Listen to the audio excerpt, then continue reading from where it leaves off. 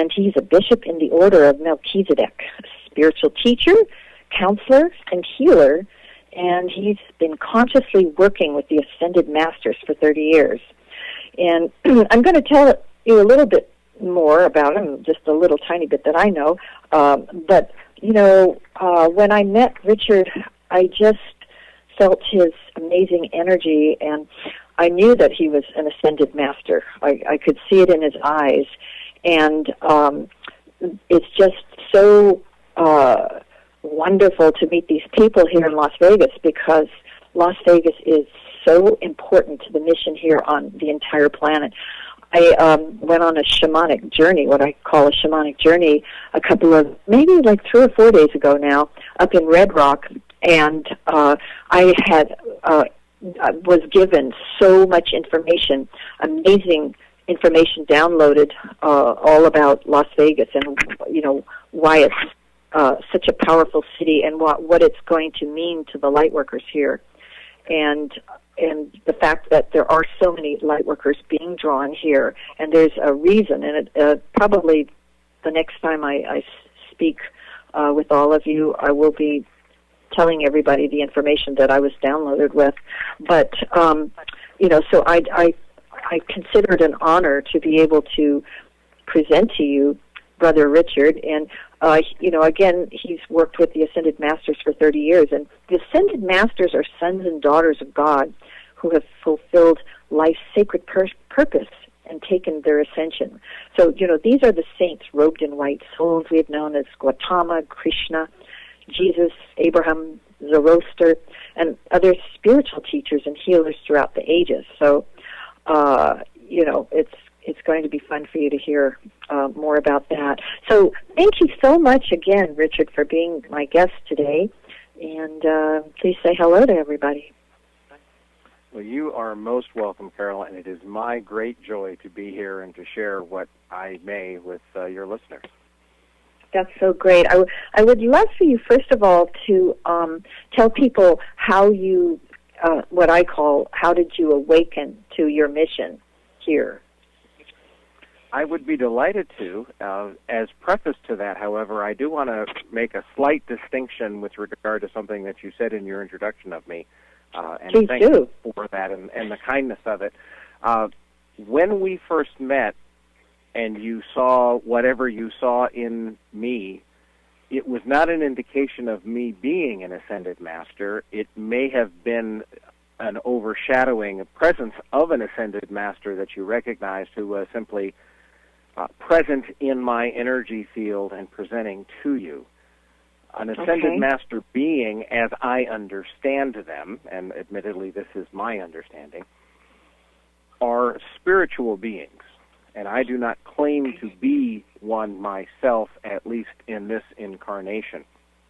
Okay, but aren't they spiritual beings who have taken on physical form, like Jesus and what have you? All of us are spiritual beings who take on physical form. Every human being in physical form is a spiritual being who's taken on physical form. The ascension is, for those who are comfortable with the idea of Earth being a schoolroom, the ascension is sort of like graduating. Oh, I got it. So you're saying you're done with reincarnation with that whole cycle and that process, and you simply move on to other levels of spiritual evolution, growth, learning. There's never an end, but it's just like graduating high school. You're done with that phase. Right. Now, I see what you're saying. That being said, there are beings who have attained their ascension and then chosen to re-enroll, metaphorically, and come back and start the cycle of reincarnation. But when they do, they're, in essence, going through the whole process again as if they had never done so. So, yes, they do have a certain predisposition, they do have a certain inclination, but there are no guarantees. They're in the game, they're playing the game, they're going through the same process that everyone else is. But, so they're the bodhisattvas, right? The ones that have put on hold the actual culmination of their ascension. and they've come back to help the people on the planet. Is that what you're saying? Almost. And okay. Yes, they are among them. Well, the term bodhisattva is one that is used with slightly different meanings to a lot of different people. But right. The way you've described it comes very, very close to my understanding, which is to say it is a soul that has said, I will not take my ascension right. until the people I am serving, that I am here to serve, have taken theirs. Right. Now, Jesus and Gautama Buddha are two examples that you've mentioned, and Krishna. They right. are servants of light. They are beings of great glory and majesty and wonderment and beauty and love. They chose to take their ascension because by so doing, they raised the fabric of light energy on the planet. I got it. So they are, could you say they're bodhisattvas? I think by the technical definition, maybe not. But are they beings who have been are they beings who have been serving the light for eons? Yes, ma'am. Yeah. Okay, I see the difference. Yeah. Right. So though there are beings, and the names that I just mentioned, Krishna, Gautama Buddha, and Jesus, are beings that I believe probably before taking those incarnations in some long ago, as in tens of thousands of years ago, may well have been ascended masters. Right. But as I understand their story, and it is a story that I consider myself to be part of as well, we came to Earth tens of thousands of years ago because Earth, the consciousness of the people, was in trouble. And there was a need for light bearers, for beings with spiritual attainment to step in and help the Earth return to its higher state of being. Right. And so, and you mentioned, and I would like to expand on this a little bit because it is part of how I came to awaken in this life. Okay. The Order of Melchizedek is a spiritual order of souls who have dedicated themselves to serve the enlightenment of others. Okay. Now, there are other families of being that have dedicated themselves to expressing beauty or nurturing or any number of other worthy activities. But the Order of Melchizedek are those who have dedicated themselves to serving the enlightenment of others. My awakening in this incarnation is really just sort of a drop in the bucket. It's kind of like the first day of school when you're a senior in high school.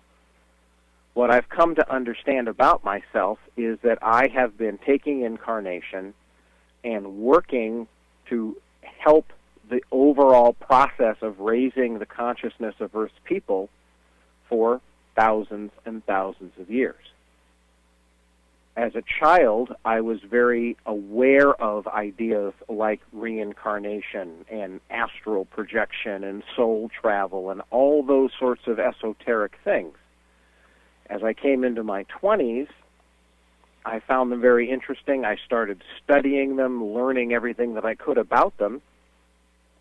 And at one point, I was lying on my bed on a Saturday afternoon, and what would be called a daydream, very, very vivid image, appeared to me, as vivid as any dream you've ever had, in which an ascended master, a being that I've later come to understand is the being that we know as Serapis Bey, who is the ruler or the master of the Ascension Temple in Luxor, Egypt, appeared to me and telepathically greeted me and offered me the opportunity to get on board and get with the program. And I did, and it was just a few months thereafter that I made contact with people who knew about the Ascended Masters and who they were. Happened to be the Summit Lighthouse, which was then headed by Elizabeth Clare Prophet. I began to study the Masters and their history and their teachings, and began to understand myself and my soul journey in the process. Interesting. Great. So how long were you working with the Order of Melchizedek? In terms of conscious identification, where I've known myself to be one of its members, it's roughly 12 years. Okay. As it happened, I was going through what I thought was a Reiki class. Happened to be a very spiritual, and Reiki is inherently spiritual, so when I say that, maybe it sounds redundant, but let's say this was a Reiki class that was a little bit more metaphysical than others that I've heard of. And at the graduation ceremony was in what would be called the sanctuary of actually it was a spiritual gift shop. But as you know, many of them will have a room that's set aside for classes or lectures or programs, and in this case they had a room that was like a sanctuary. And I am there, and the instructor is there, and we're going through the final initiations for the master completion. And I am suddenly very, very aware of a spiritual being in front of me, and as I place my attention on him, I understand and recognize him as Melchizedek. And I can't tell you how I did that. It's one of those things that, for anyone who's been through it, when you know it, you know it. Yeah, no, I know you just know it, yeah. I'm sure you do. And it was that level of knowing that it was Melchizedek, and at the same time, I had been aware of other archangels and ascended masters and such that were in the room, but I was not expecting Melchizedek to appear and take an active part of the initiation, in which he stepped forward and blessed me, almost like a knighting ceremony, but there wasn't really a sword. It was more of a holding his hands in front of my forehead and a blessing. Nice. When the ceremony was over, the instructor and I went next door to the Chinese restaurant and had some hot tea and noodles and sort of compared notes, and she observed, in essence, exactly the same thing that I did. That's which great. I love that. Even further confirmation of my experience of it. So that was that's what you needed. Yes. I mean, that you didn't need it, but it was nice. It was helpful. I had always understood myself to be someone who was aligned with light, and when the masters first contacted me, it was sort of like, it's great to see you again. I had a great sense of connection and longing, but I did not necessarily identify myself as a member of the Order of Melchizedek until that ceremony.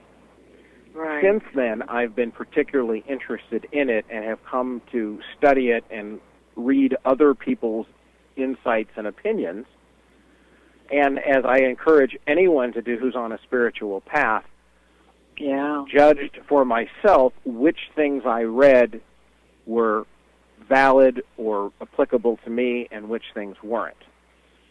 Could I ask you, does that have something to do with the Rosicrucians? I think my answer is a little bit guarded, because the bottom line is I don't know.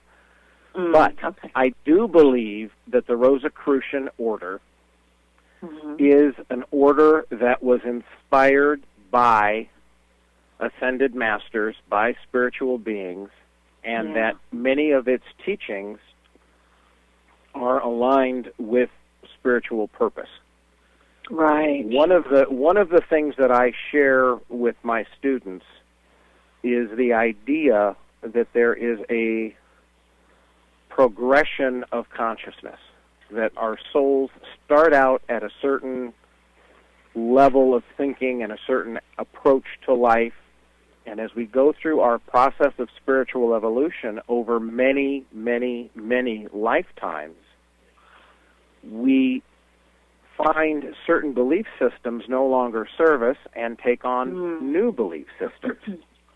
Exactly. And what I'd like to do, is, because you've asked the question, is let me actually express those 5 basic level. I didn't make these up. They were actually, as I understand it, developed by Ralph Waldo Emerson, who was very active in the New Thought movement and organizations like First Church of Religious Science. Okay. He referred to them as the 5 minds, the 5 kinds of mind. The first of which is the mundane mind. The mundane mind views things as happening around me. In essence, there is no God. There's cause and effect. It's the world of pure mainstream science. Things just happen. Okay. The mortal mind believes that things happen to me, or God makes things happen to me. The mortal mind is what you experience in mainstream religion, Christianity, Judaism, Islam. It's the place where there is a certain level of victimhood because God is making things happen to you. You are simply the recipient of God's will. So, why did God let Hitler kill the Jews? That's a mortal mind perspective. The metaphysical mind is the third level. At the metaphysical mind level, we begin to understand that things happen or God expresses by me. The metaphysical mind is the level of the co-creator.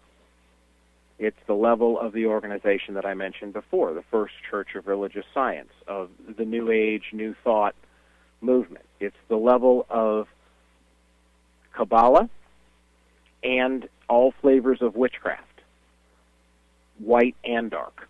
All of them involve the individual understanding that their intention can create effect in the form, in the world of form, through the power of mind. That's the metaphysical mind. After playing in the metaphysical mind for some amount of time, a soul moves into what is referred to as the mystic mind. And they do so through what is known as the ritual of surrender. At the point of the mystic mind, the idea, not my will but thine be done, gets bumped up a couple of notches, and we understand that things happen or the divine expresses through me. So by me, the metaphysical mind, is where you do things like turn the lights green when you need them to, or get a parking space up front, or make that person that you want to fall in love with you fall in love with you.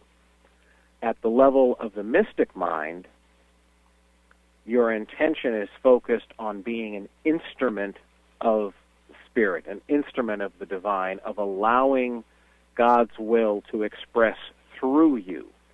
And as you understand God's will more thoroughly, you add your own intention to it. That's the fourth level of mind.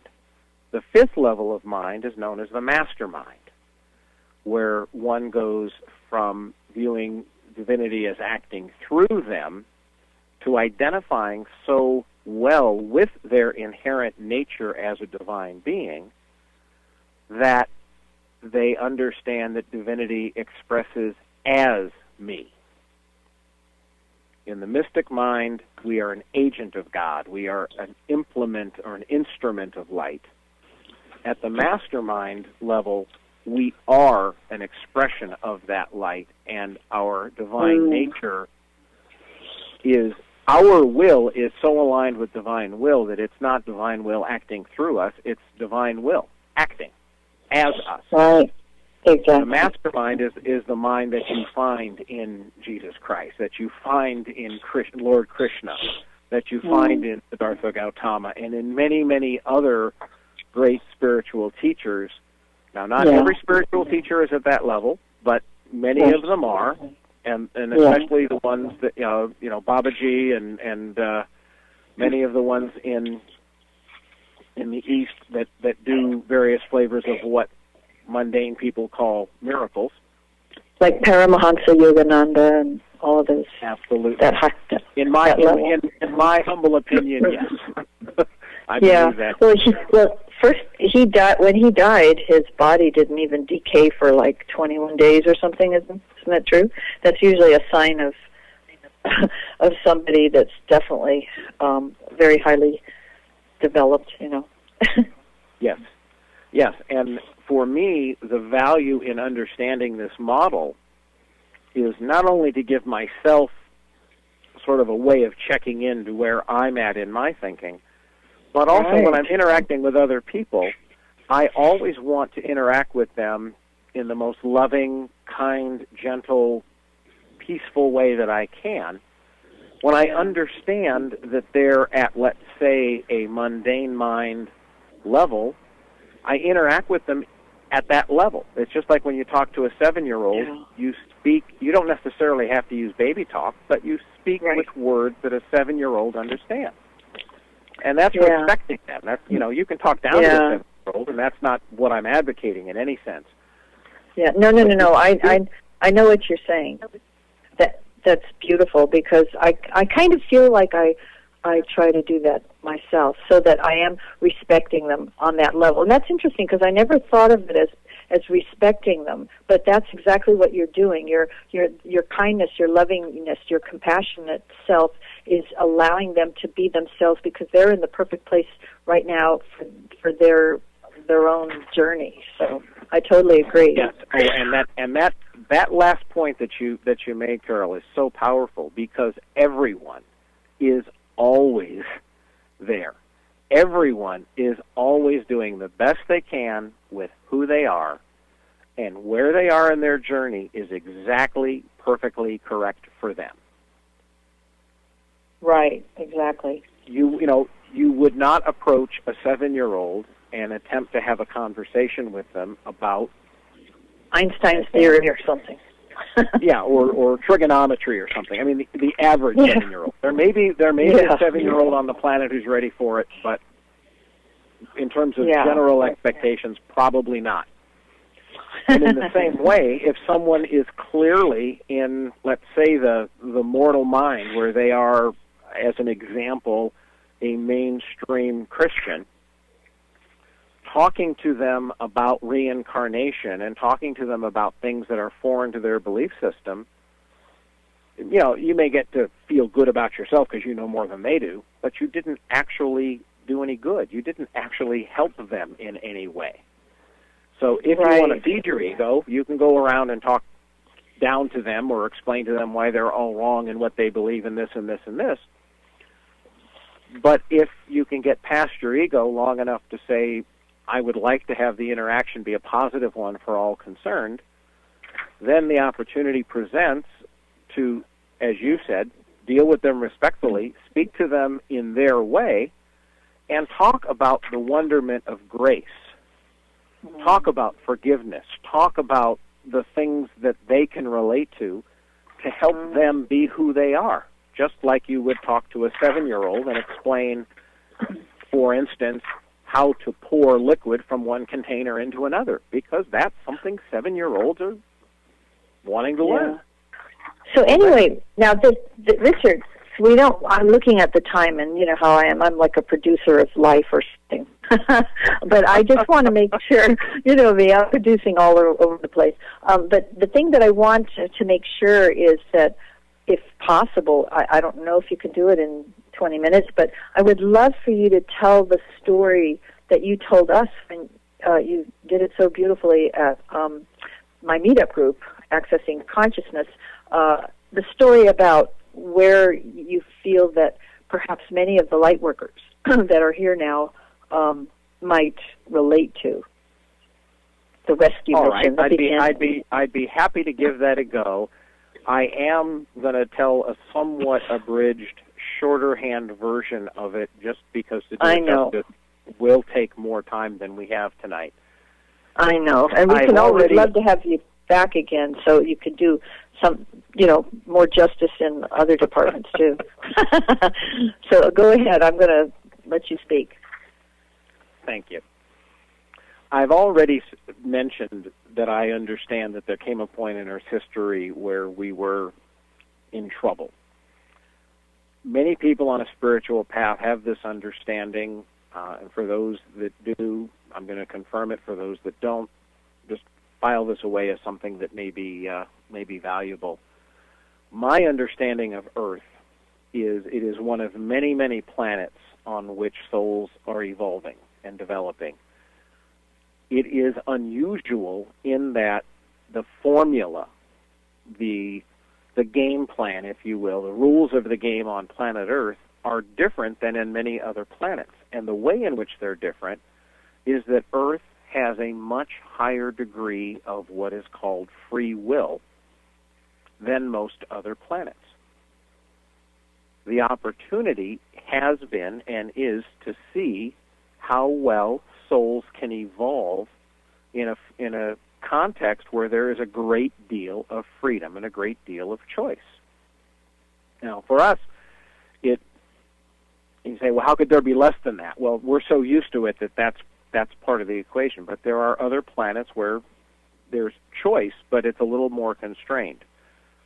In any event, as a result of this choice, as I understand it, some roughly 60,000 years ago, the consciousness of the people of planet Earth became so low in frequency that they became not much better than animals, human animals.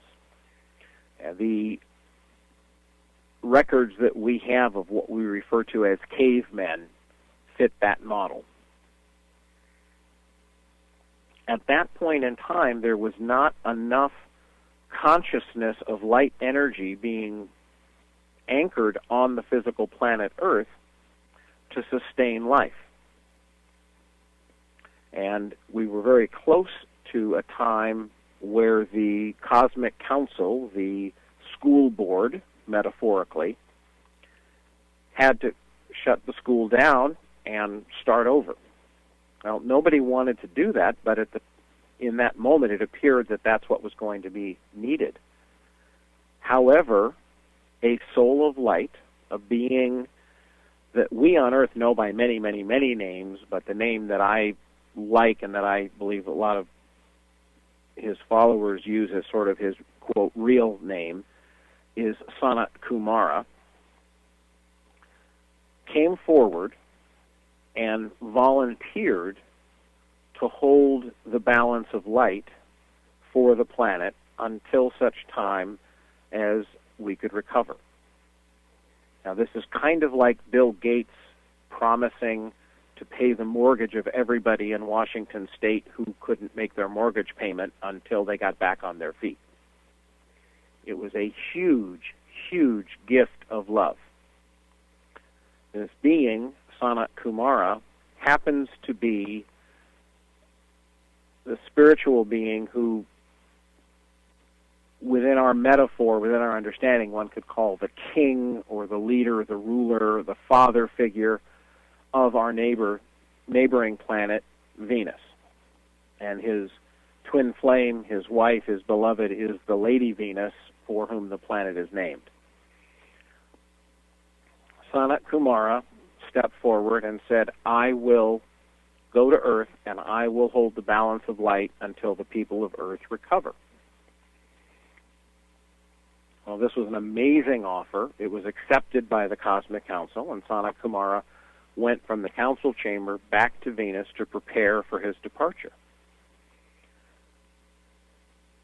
As he was putting his affairs in order, and admittedly, as I'm telling this story, understand that I'm using human metaphor, I'm using human terms, whether it was literally this, I'm not claiming it was literally this at all, I'm simply saying that he was doing the thing that for us corresponds to that. In any event, as he was putting his affairs in order, one late afternoon at what we might think of as the dusk time frame, there was some noise outside. And it got louder and louder, and they went to see what it was and discovered that there were a whole bunch of people coming to his home, which we can think of as a castle or a spiritual retreat or whatever, but his large facility. And they were admitted, and there were still more that couldn't all come in, but finally, or ultimately, three souls stepped forward from the crowd who were clearly the three leaders or organizers of this activity. And the first of them asked for the opportunity to address Sanat Kumara and his court and explain what was going on. And of course, they were given that permission. The being who spoke is the being that we've now come to know as Siddhartha Gautama Buddha. What he said were words to this effect, and I'll say them in first person.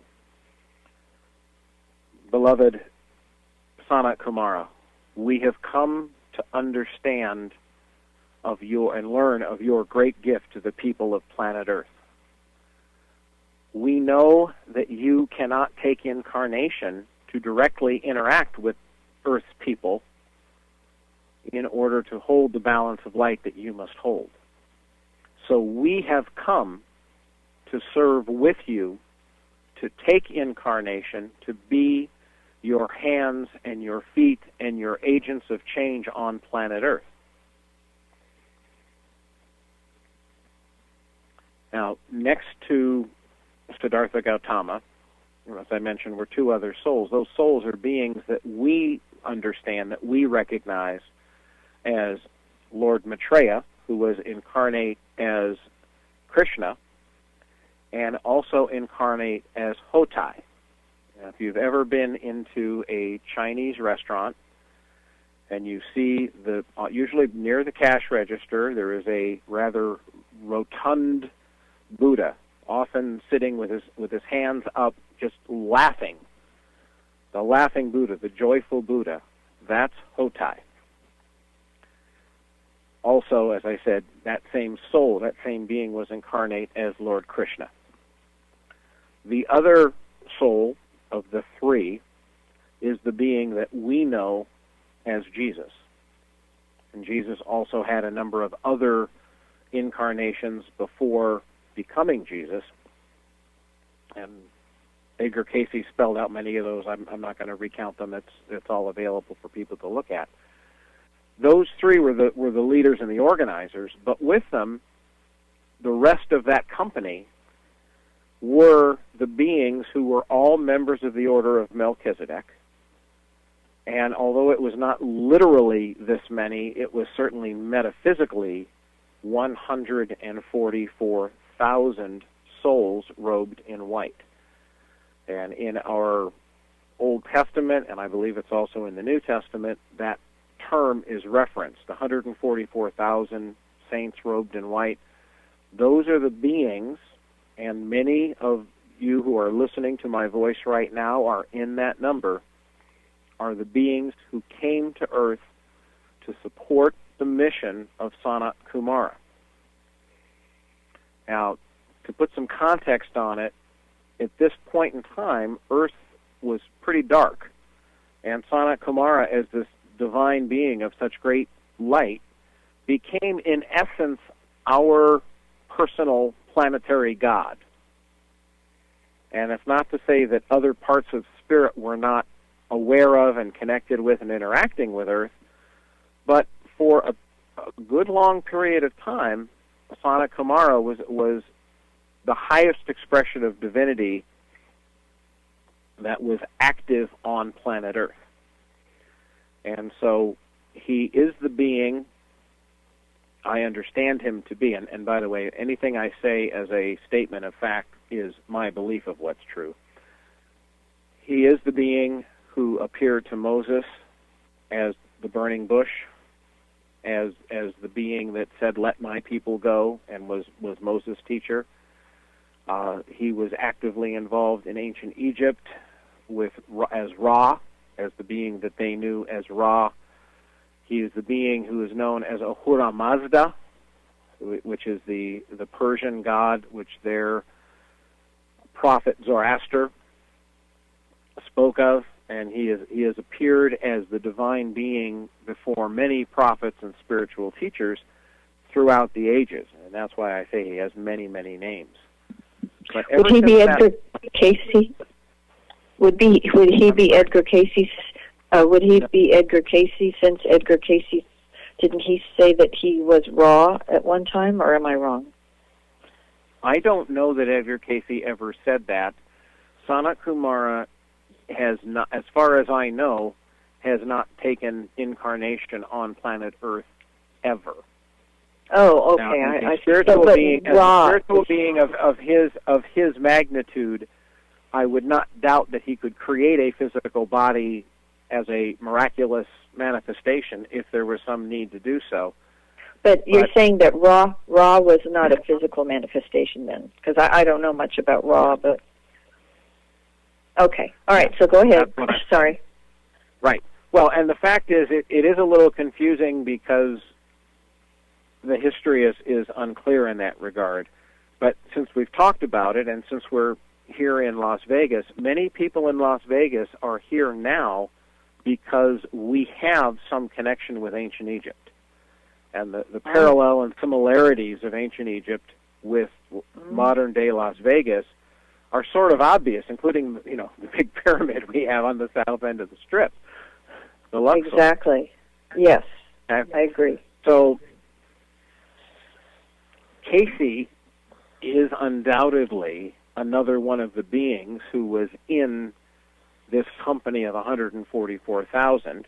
I do believe that the soul that was Edgar Cayce has reincarnate, and I believe his name is David Wilcock. Cassidy? Say again? David Wilcock. David Wilcock. Yeah. Yes. Wilcock. Yes, that sounds right. And I do believe that David is correct in identifying himself as a reincarnation of Cayce. That feels right to me. Yeah, I believe that also because I've met the gentleman that wrote an entire book about all the reasons as to why he believes that David Wilcock is the reincarnation. Anyway, I'm going to remind you we have 8 minutes, so I don't know. Can you keep going on that? I can. Actually, okay. Yes, really the final piece of this is the understanding that ever since the 144,000 and change of us came to Earth some 60,000 years ago, we have been taking incarnation and acting out drama, storytelling, to raise the consciousness of whatever culture or place we are at. And so in ancient Egypt, many people chose to come and incarnate there and have certain lessons that they outpictured. In Europe, in Arabia, in North America, everywhere on the planet where you have someone doing something positive and noteworthy, odds are it was a soul of light who took incarnation with the intention of offering that service, or at least the possibility of doing so. And this is a model of history that's a little different than the great man or the idea whose time has come. To understand at the soul level, everyone is working and making choices at the soul level for their human evolution to become an ascended being. Right. In addition, many of us are here choosing to be of service to others as the way of expressing our nature and moving ourselves along. The fact is, one of the very best ways to help yourself is to truly help others. Absolutely. So one of the best ways for spiritual evolution is true service to another. I totally agree. There are any number of details. The one that I want to use as a perfect example and a place to complete this version or this telling of the story is the Essene community.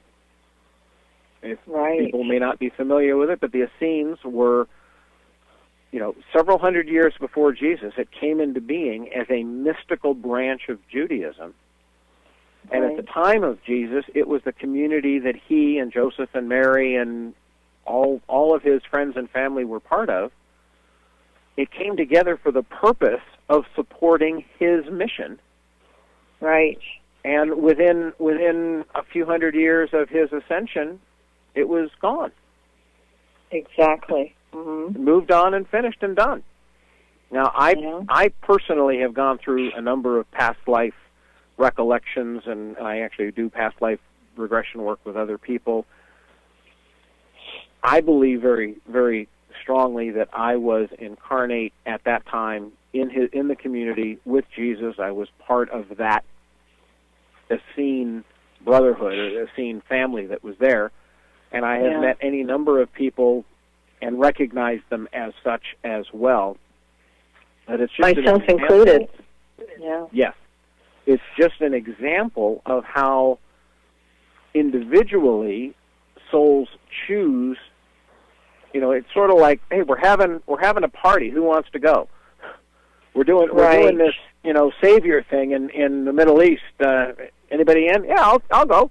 Yeah, it sounds like fun. And I'm being a little playful about it. But at the soul level, this is playful. You know, there is a purpose. There is a meaning to it. But at the level of the soul, there is such joy and happiness that there is a playful spirit that goes with it. And it could also be almost like a game in that it's a challenge. We take on these challenges because just like a great athlete, that's what they do. They take on a challenge, Mm-hmm. Well, I know very few people who don't. Yes, and I know very few people who don't get a genuine thrill out of facing a situation that requires them to engage and then overcoming or accomplishing or fulfilling it. And I think that that's an expression of our inherent spiritual nature, that there is, it's not that we want to create problems so that we can create solutions, but whatever the situation is, when we engage with it and use it to raise to our best expression of who we are, there's a great joy in that. And there is. Yeah, I believe that is at the soul level that happens as well. And when we go home, I think that there's going to be amazing parades and all kinds of stuff. Well, and that it brings up the point that, as I said before, everyone is always in exactly the right place, doing the best they can with who they are. Something else that I want to remind your listeners of, and I'm assuming that most all of them are consciously and intentionally on a spiritual path, to be incarnate on planet Earth right now is a blessing. Right. There are many, many, many souls who would love to be here, but there are not enough bodies for them to be in. There's not enough opportunity for them. And they lovingly chose to not assert themselves so that others, meaning us, could be here. In heaven there's no competition. There's no there's no battling or fighting or anything else. So everything that happens because all of the souls involved agree to it. Right. But I think it's worth remembering that there were a whole bunch of very beautiful, loving, spiritual beings who said, "That's all right, Carole. You go ahead. I'll stay here." Are you sure they didn't know a little bit more than I did about what I was going to get myself into? Oh, I am it's certain. Okay, Carole, go ahead. I am certain that your soul and theirs knew exactly what you were going to do, and their choice was one of love, not as you're presenting it. I'm just kidding. You're not the first person. You are, but it's really valid. You are by no means the first person to suggest that, and I'll admit, even myself, I've had some times when I said, I wish I could go home. Yeah. But the fact is, and I do take comfort in this, and I use it as a counseling truth. Yes, the path could be difficult, but we signed up for it. We knew what we were doing. Our soul is more, not smarter than us, but has a better perspective on life than ours. Yeah, exactly. And our soul said, I know you can do this. Right. God herself said, Carole, you can do this. Or actually, she said, Carole, I can do this. Yeah. As you. And Richard, I can do this as you. Right. And so whatever challenges each of us are dealing with, we can know that our divine self our soul with a perspective on us that's much greater than any our humans might have, has faith in us. Exactly. You know, it's not just that we believe in God. God believes in us. That's why we're here now. Because we are all sparks of God. Now listen, before we go, I want to make sure that you let everybody know your website or how they can get in touch with you. And also, you said you do past life regressions or past life memories, or what was it that you, I know you teach, and tell us what you do in your website and what have you, so we can make sure we get that before we go off. All right. Well, and just as a point of clarity, all the things that I do very much, and I use the old TV show Kung Fu as a metaphor. I don't have a congregation. I don't have a place that's a spiritual center or, you know, somewhere where I come and do sermons every week. I just go through life, and when I cross paths with somebody that I can help, I help them. The best way to get in touch with me is through email. And you can use Richard@livefree.org. That's LIVEFREE.org. As it happens, the website that goes with it is actually not working right this minute, but the email is, and people who say it one more time. Feel free to reach out. So it's Richard at livefree.org. And everything's spelled the way it's spelled with no punctuation or anything else. With regard to the past life things that I mentioned, I do a form of what I call spiritual hypnosis, which rather than connecting with the subconscious, I connect with the higher conscious, with the soul self of a being. And as appropriate, work with them to go through past life memories or episodes to bring up ideas or lessons or perspectives that can be helpful to them in their current journey. You know, I used to do it for entertainment purposes, and I probably could get a lot of people if there was a situation, but not so much anymore. It's more about the spiritual journey. And I know a lot of people that have mentioned they would love to do that. Well, anyway, we unfortunately are right down to our last minute, and I just, again, want to thank you so much, Richard, for being on our show. I'd love to have you again. Your information is just so amazing, and I think the more information we have about, you know, our purpose here and all of that, it helps all of who I call light workers, people that are here doing the work, that are on a mission to help others, and then those that are waking up. It's great to know that they have a support system here. So thank you so much, Richard, and thank you, Michelle, for hosting this wonderful underground radio program. And thank you to all of you out there. It's Carole Michaella, and I look forward to seeing you next week. Bye. Bye, Richard. Good night, all.